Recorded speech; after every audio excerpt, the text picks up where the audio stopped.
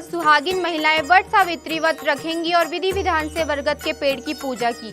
आज के दिन सुहागिन महिलाएं अपने पति की लंबी आयु के लिए व्रत रखती हैं।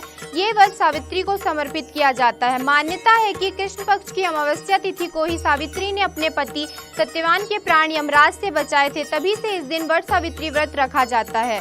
इस व्रत को करने से सौभाग्य की प्राप्ति होती है। पौराणिक कथा के अनुसार मध्य देश में अश्वपति नाम के धर्मात्मा राजा का राज था। उनकी कोई संतान नहीं थी। संतान प्राप्ति के लिए राजा ने यज्ञ करवाया, जिसके शुभ फल से कुछ समय बाद उन्हें एक कन्या की प्राप्ति हुई। इस कन्या का नाम सावित्री रखा गया। जब सावित्री विवाह योग्य हुई तो उन्होंने गुम्तसेन के पुत्र सत्यवान को अपने पति रूप में वरण किया।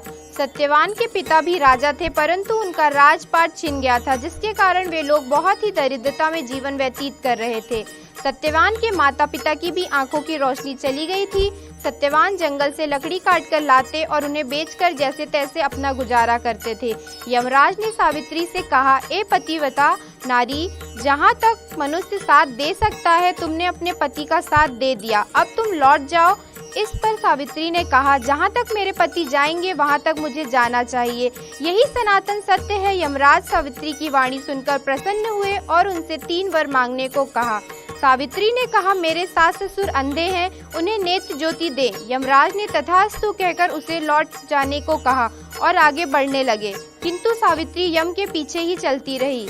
यमराज ने प्रसन्न होकर पुनः वर मांगने को कहा। सावित्री ने वर मांगा, मेरे ससुर का खोया हुआ राज उन्हें वापस मिल जाए। इसके बाद सावित्री ने यमदेव से वर मांगा, मैं सत्यवान के 100 पुत्रों की मां बनना चाहती हूँ, कृपा कर आप मुझे यह वरदान दे। सावित्री की पति भक्ति से प्रसन्न हो सावित्री से तथास्तु कहा, जिसके बाद सावित्री ने कहा कि मेरे पति के प्राण तो आप लेकर जा रहे हैं, तो आपके पुत्र प्राप्ति का वरदान कैसे पूर्ण होगा। तब यमदेव ने अंतिम वरदान को देते हुए सत्यवान की जीवात्मा को पास से मुक्त कर दिया। सावित्री पुनः उसी वट वृक्ष के लौटी तो उन्होंने पाया कि वट वृक्ष के नीचे पड़े सत्यवान के मृत शरीर में जीव का संचार हो रहा है।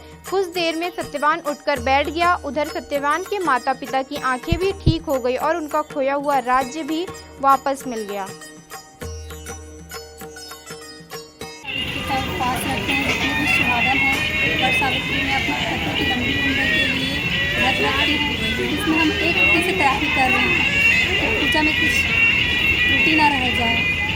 अपने पति की लंबी उम्र के लिए हर सुहागन आज के दिन व्रत रखते हैं। ये कितने घंटा का पूजा होता है, किस प्रकार विधि विधान से पूजा की जाती है? 2-3 घंटा कंप्लीट हो जाता है, 2-3 घंटा लगता है। ज़्यादातर इसमें क्या महत्व है? ऐसा क्या धागा का, जैसे आप लोग जो गोल गोल धागा घुमा के बांध रहे हैं, इसका क्या महत्व मानते हैं? बोला जाता है जितना लंबा धागा उतनी पति की उम्र लंबी होती है, आयु उसकी लंबी होती है। इसलिए हमारी धागा जो देते हैं उसको 21 बार 31 बार या फिर 51 बार पेड़ के बरगद का जो वृक्ष होता है उसके राउंड लगाना रहता है, ताकि पति की आयु बहुत लंबी हो। रोट प्रसाद का क्या नियम है? क्या प्रसाद इसमें लगता होगा? प्रसाद तो ऐसे बहुत से चढ़ता है इसमें, जैसे केला हो गया, आम हो गया, ऐसा कहते हैं कि जितने फेरे लगाते हैं जो सामग्री उतनी चढ़ाई करते हैं। हाँ, 108 फेरे लगाते हैं तो 108 सामग्री चढ़ानी पड़ती है। क्या क्या सामग्री इसमें बहुत अगर जिसके पास नहीं है, उपलब्ध है तो ठीक है, नहीं है तो चावल के दाने डाल देते हैं या फिर इलायची के दाने डाल देते हैं या फिर नॉर्मली चना जो होता है ना उसको भिगा के डाल देते हैं। ऐसा नहीं है कि 108 बार करे तो फिर 108 पूरा मिठाई या फिर आज कुछ डालना पड़े, ऐसा नहीं है। रहते हैं हम लोग और 108 बार घूमते हैं उसमें, और हमारे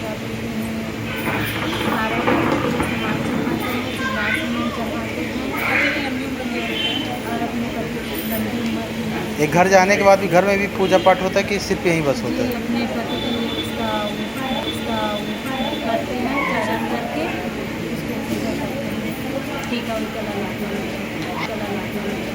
अच्छा, पति का पूजा करते हैं, मतलब चरण स्पर्श करते हैं। और हाँ, इसको ना 7 चना और 7 इसको एक साथ निकलते हैं अभी जाने के करने बाद के नहीं 7 चना और 7 इसको अच्छा, हो फिर पानी नहीं पीते। पानी घर जाकर मतलब इसी में तोड़ते हैं नींबू पानी से, यही फिर उसके बाद घर जाकर पी सकते हैं और पानी।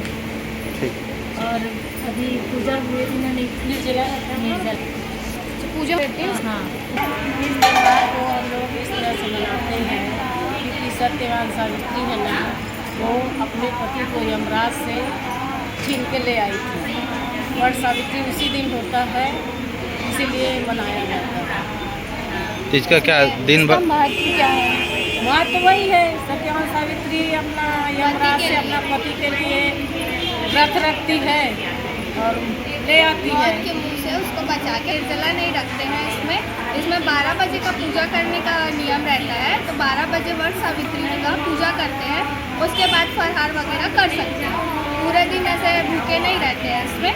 और वही महत्व उसी का ही है कि पति को अपने बचाने के लिए जो व्रत की थी वट सावित्री माता, उसी को हम लोग पर्व मनाते हैं। परंपरा ऐसी है, वट सावित्री अखंड सौभाग्य के लिए किया जाता है। स्त्री और अखंड सौभाग्य प्राप्त होता है।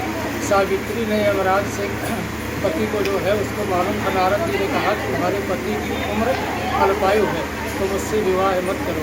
लेकिन सावित्री ने कहा मैंने ग्रहण कर लिया है, इसलिए मैं विवाह करूँगी, मेरे को कुछ भी हो। जब ऐसा हुआ तो उनको मालूम था, जब लकड़ी लेने पति गए तो उनकी मृत्यु हो जाती है वट वृक्ष के नीचे। तब जो है उसके सत्य के कारण यमराज के पीछे पीछे जाती है। बोले मुझे, यमराज ने कहा आप वरदान ले लो, वापस लौट जाओ। तो बोले ठीक है, मुझे 3 वरदान दो। तो पहला वरदान मैंने मांगा मेरे जो है माता पिता जो अंधे थे उनको नेत्र दृष्टि मिल जाए, और दूसरा राज्य संपदा मिल जाए, तीसरा मुझे जो है 100 पुत्रों की कामना। यमराज ने कहा तथास्तु। जब ऐसा हुआ तो पुनः लेकर के जाने लगे तो सावित्री फिर पीछे जाती है। तो बोले 100 पुत्र का आप वरदान दिए हैं, तो बिना पति के पुत्र कैसे हो सकता है, इसलिए यमराज को जो है पुण्य पति को देना पड़ता है। ये अखंड सौभाग्य प्रदान करता है। स्त्री उपदेश से